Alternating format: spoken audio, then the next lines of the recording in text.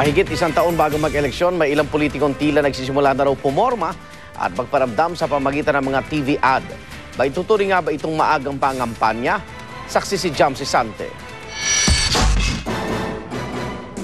Kaya wag mo natin kakalimutan si Sunny Angara. Ibabalik ko dito si Joel next year. Baka makita-kita pa tayo, maalala nyo si Joel. Sana maalala nyo. Tila malaman kisa sa karaniwan ng pagpapakilalang ito ni Pangulong Noynoy Aquino, kina Congressman Sonny Angara at TESDA Director General Joel Villanueva. Tanong tuloy sa isipan ng ilan, tatagan na nga ba ito ng pundasyon para sa 2013 elections? Lalo't may mga product endorsement na ang nakababatang Angara habang may mga public service announcement naman si Villanueva. Pero nang aming tanungin kung tatakbo nga ba silang senador sa 2013, sagot ni Angara, wala pa raw siyang pinal na desisyon pero posible raw ito. Wala pa rin daw desisyon si Villanueva dahil malayo pa ang eleksyon at abala pa raw siya sa mga proyekto ng TESDA. Paglinaw naman ng Partido Liberal, wala raw silang nakitang masama sa tila pag-endorso ng Pangulo sa dalawa. Wala namang pinagkaiba sa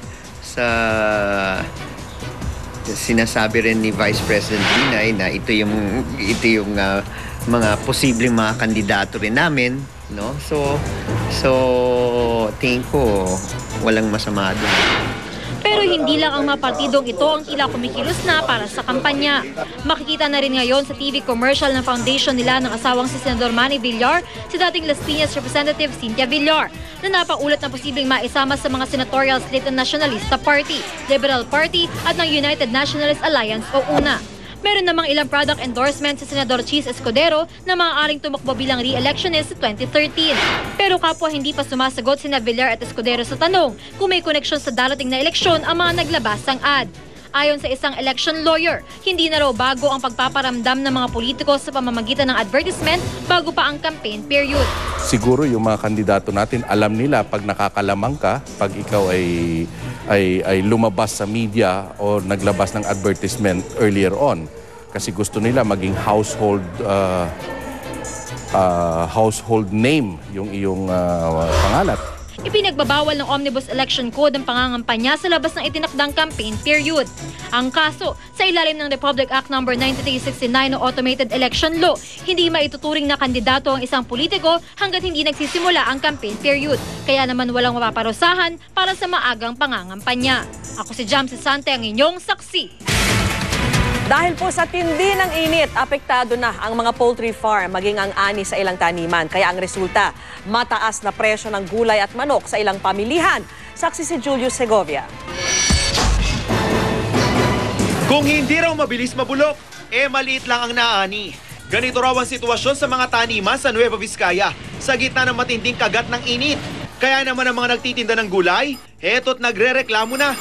Yung mainit na klema, namamatay sila agad, tsaka hindi lumalaki. Sobrang init, napakadaling mag-lose weight. Pagka nakasako siya, yung magdamag, madaling nagmo-moisture yun, nabubulok yung iba. Kaya ang gulay, pagdating sa Metro Manila, siyak na mas mahal na. Dito sa Mega Q-Mart sa Quezon City, tumaas na ang presyo ng sibuyas, celery, kamatis, pati na ng kalamansi. Apektado rin ng summer heat ang presyo ng buhay na manok. Sa mga poultry farm pa lang, 10 piso kada kilo na ang tinaas. Bukod sa mahal na patuka gaya ng mais at soya, nakaapekto rin ang tumataas doon ang konsumo sa kuryente. Lalo't de-aircon na ang ilang kulungan ng mga manok ngayong tag-init. Hindi din naman ganun karami yung supply. So dahil sa init, nadidelay yung harvest namin. Kaya kombinasyon yan, tumaas ngayon. Parang dominong ramdam sa ilang palengke ang taas presyo ng manok sa farm. Yung dati namin 125, kailangan namin mag 130. Kailangan kasi kundi ang overhead namin lalaki. Mag-aabono kami.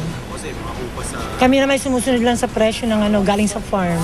Kaisang United Broiler Raisers Association o UBRA sa pork holiday ng mga magbababoy. Pero isang araw na di pagbebenta ng manok lang daw ang kaya nila. 5 araw na pork holiday kasi ang panibagong banta ng Swine Development Council. Umaaray pa rin ang mga magbababoy sa pagbaharaw ng imported meat sa merkado dahil mas mura itong naibebenta dahil sa misdeclaration. Laman loob daw ng baboy ang deklarasyon ng ilang importer, kaya di hamak na mas maliit na buwis ang binabayad nila sa gobyerno. Ang inaano lang natin is yung illegal importer. Ang binabayad 2 piso dun sa meat na pumapasok. Kaya ang nangyari, namamatay ang local industry. Wala man daw epekto ang naunang pork holiday ng mga magbababoy nitong weekend. Nakikiusap pa rin ang Department of Agriculture na wag nang ituloy ang panibagong banta. Ako si Julio Segovia, ang inyong saksi. Malapit na raw matapos ang nararamdaman nating matinding init ng panahon. Sa kalagitnaan kasi ng Mayo, inaasang papasok na raw ang rainy season. Saksi si Rafi Tima.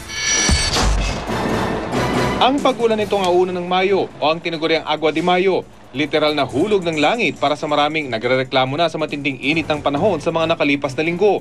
At ang good news ayon sa Pag-asa, posibleng magtuloy-tuloy na raw ang mga ganitong ulan ngayong buwan. Malapit na raw kasing pumasok ang rainy season. Normal onset ng ulan. So ano ba yung normal onset? So second half of May to first half of June. So normal onset yun. Associated with the southwest monsoon, yung habagat. Sa pagpasok ng tag-ulan, may iibsan na rin daw ang matinding init na epekto ng La Niña phenomenon o ang paglamig ng tubig sa karagatang Pasipiko. Bagamat malakas na buhos ng ulan ang karaniwang epekto ng La Niña, ayon sa Pag-asa, nagdudulot din daw ito ng napakainit at maalinsangang panahon. In normal condition, may high pressure area talaga na nanaig dito sa ating bansa. In normal condition, yung ridge high pressure area. Kasi sinamahan po ng La Niña, so lalo tumindi yung high pressure area dito. Walang ulap. Kaya matindi yung malinsangan naranasan natin noong April. Yan daw ang dahilan kaya kapansin-pansing mainit itong Enero at Pebrero na karaniwang malamig. Yun ang kapanahunan ng La Niña, so hinaharangan niya. So isipin mo isang malaking bato dito na wala dapat nung normal condition. Nung nangyari in January, February, nagkaroon ng parang bato dito, so yung lamig hanggang dito lang siya. Kaya mainit yung Metro Manila noong January, February. Kaya nagtataka mga tao, bakit ang init dapat malamig? Isa sa mga rason, yung epekto ng La Niña. At ngayong wala ng La Niña, posible umanong timeout muna ang bansa sa kakaibang panahon, gaya ng malalakas at tuloy-tuloy na pag-ulan na ating naranasan noong 2010 at 2011. Tapos meron pa tayong tinatawag na neutral. So yun ang transition. So neutral condition tayo. Ibig sabihin, walang El Nino, walang La Niña. So normal. Pero hindi po ma-assure nito na magtutuloy-tuloy yung ganitong normal condition? Base sa focus natin, International Prediction Centers, ang pinafocus nila until this summer, June, ay neutral condition tayo hanggang sa end of 2012. Pero babala ng Pag-asa, maging handa pa rin lalo't anumang oras, pwedeng magbago ang ihip ng hangin, ika nga.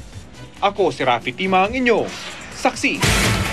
Hudyat din daw ng paparating na tag-ulan ang inyong nasasaksihang pamumula ng kalangitan tuwing dapit hapon. Saksi si JP Soriano.